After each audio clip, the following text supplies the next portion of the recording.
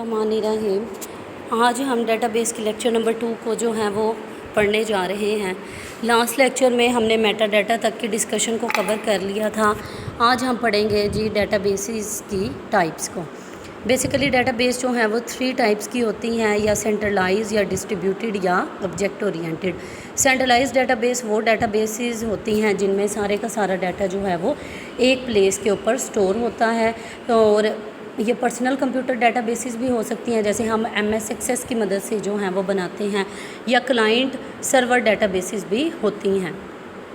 अब centralised databases जो होती हैं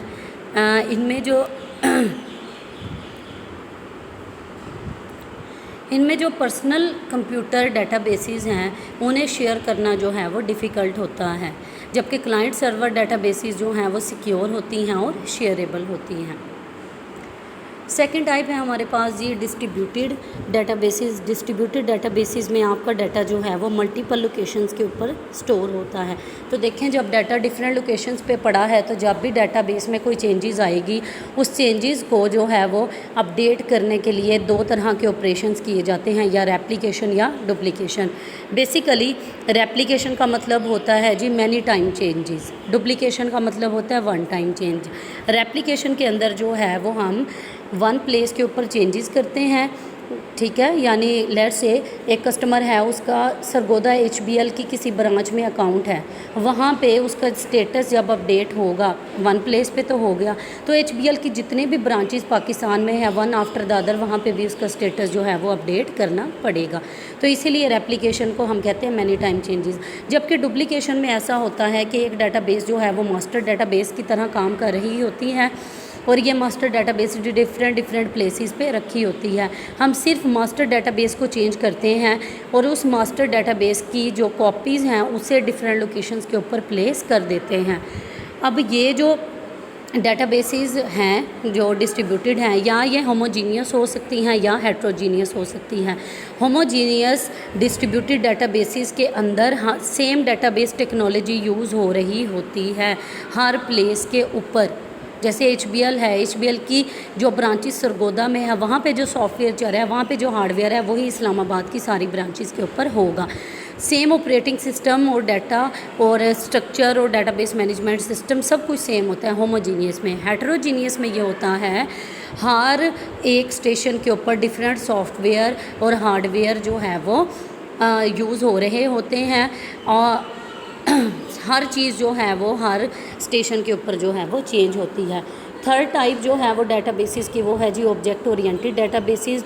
ऑब्जेक्ट ओरिएंटेड डेटाबेसेस जो है वो कॉम्प्लेक्स डाटा को स्टोर करवाने के लिए यूज़ की जाती हैं। तो ये कॉम्प्लेक्स डाटा किस तरह का डाटा हो सकता है, जैसे कि मल्टीमीडिया होता है जिसमें ऑडियो वीडियोस जो हैं वो इन्वॉल्व हो जाती हैं। जैसे मेडिसिन्स का डाटा है, क्योंकि हमें पता है एक मेडिसिन की फॉर्मेशन में जो केमिकल फार्मूलाज एक्वेशंस यूज़ होती हैं, कोई भी चीज़ें, तो वो सिंपल टेक्स्ट ऑडियो वीडियो की तरह की नहीं होती, ये कॉम्प्लेक्स डाटा होता है। अब ऑब्जेक्ट ओरिएंटेड डेटाबेसेस या ऑब्जेक्ट ओरिएंटेड का कॉन्सेप्ट जिन लोगों को है, हमें पता है, वहाँ पे हम क्लासेस बना लेते हैं और क्लास रीयूजेबिलिटी का कॉन्सेप्ट यूज़ हो जाता है, ठीक है। एक पेरेंट जो बनी हुई है उसी की कॉपी जो है वो चाइल्ड क्लास के तौर पे हम डिराइव क्लास के तौर पे जो है वो यूज़ कर सकते हैं। तो लेस कोड रिक्वायर होता है ऑब्जेक्ट ओरिएंटेड डेटाबेस के अंदर, ठीक है। तो कंप्यूटर एडेड सॉफ्टवेयर या कंप्यूटर एडेड मैन्युफैक्चरिंग या कंप्यूटर एडेड जो डिज़ाइन के सॉफ्टवेयर होते हैं वो बेसिकली ऑब्जेक्ट ओरिएंटेड डेटाबेसेस को यूज़ कर रहे होते हैं। अगला जो कॉन्सेप्ट है इस लेक्चर का हमारे वो है database management system. Second year की बुक वाला कॉन्सेप्ट है कि अगर आपने डेटाबेस सिस्टम बनाना है, जिसमें आप डेटाबेस सिस्टम बेसिकली क्या है, पूरे की पूरी डेटाबेस इन्वायरमेंट जिसमें यूज़र भी होगा, हार्डवेयर भी होगा, डाटा भी होगा और सॉफ्टवेयर भी होगा। तो ये सारा काम करवाने के लिए सबसे इम्पोर्टेंट सॉफ्टवेयर जो होता है वो होता है डेटाबेस मैनेजमेंट सिस्टम का सॉफ्टवेयर। डेटाबेस मैनेजमेंट सिस्टम का सॉफ्टवेयर जो है वो इटसेल्फ बहुत सारे सॉफ्टवेयर्स को एक्वायर करता है, कलेक्शन ऑफ प्रोग्राम्स और software required to maintain, create and extract data from the databases. Database management system के जो फंक्शंस हैं वो बेसिकली 3 हैं। पहला फंक्शन जो किसी भी डेटाबेस मैनेजमेंट सॉफ्टवेयर का होता है, आप कोई सा भी यूज़ कर लें, आप ओरेकल यूज़ कर लें, कोई सा भी यूज़ कर लें, सबसे पहला जो फंक्शनैलिटी होती है वो होती है जी स्ट्रक्चर को डिफ़ाइन करना। स्ट्रक्चर बेसिकली क्या है, फिजिकल अरेंजमेंट डाटा की। क्या हम हायरार्किकल मॉडल को यूज़ करेंगे, नेटवर्क को, या रिलेशनल को? रिलेशनल बेसिकली सबसे ज़्यादा यूज़ होता है। नंबर ऑफ़ टेबल्स हमने कितने बनाने हैं, हर टेबल के अंदर कितने कॉलम्स रखने हैं, क्या प्रॉपर्टीज़ डिफ़ाइन करनी है। सेकंड जो काम है किसी भी डाटाबेस मैनेजमेंट सिस्टम का, वो है आपके पास जी डाटा को पॉपुलेट करना। बेसिकली पॉपुलेटिंग डाटा का मतलब ये होता है, डाटाबेस हमने डिज़ाइन कर ली, डाटाबेस का जो है वो स्ट्रक्चर बना लिया, अब उसमें डाटा जब एंटर होगा तो वो चीज़ कहलाती है पॉपुलेटिंग। डाटा को स्टोर करवाना डाटाबेस में, ये भी डाटाबेस मैनेजमेंट सॉफ्टवेयर का काम होता है। और लास्ट काम जो है वो है जी मैनिपुलेटिंग डाटा। वो जो डाटा हमने डाटाबेस में स्टोर करा लिया, कोई सा भी स्ट्रक्चर यूज़ करते हुए, उस डाटा को इंसर्ट कैसे करना है, डिलीट कैसे करना है और अपडेट कैसे करना है, ये सारे के सारे काम होते हैं डाटाबेस मैनेजमेंट सिस्टम के। अब डिफरेंट टाइप्स के डाटाबेस मैनेजमेंट सिस्टम जो यूज़ हो रहे हैं उनमें सबसे पहले है जी MS access, Microsoft access. MS corporation ने इसे बनाया था। उसके बाद जो रिलेशनल डाटाबेस यूज़ हो रही हैं आज के दौर में, बहुत ज़्यादा यूज़ हो रही हैं, वो है जी ओरेकल। ओरेकल जो है वो रिलेशनल डाटाबेस का सॉफ्टवेयर है। फिर MySQL भी यूज़ हो सकता है, ओपन सोर्स है, ठीक है। और ओरेकल ने ही MySQL को जो है वो बनाया है। इसके अलावा माइक्रोसॉफ्ट SQL सर्वर आप यूज़ कर सकते हैं। और अगर आपने क्रॉस प्लेटफॉर्म रिलेशनल डाटाबेस बनानी है अपनी, जो किसी भी प्लेटफॉर्म पे चल जाए, तो फिर आप फाइल मेकर प्रो का डाटाबेस मैनेजमेंट सिस्टम जो है वो यूज़ करोगे। ये फेमस डाटाबेस मैनेजमेंट सॉफ्टवेयर्स हैं डिफरेंट तरह के, ठीक है।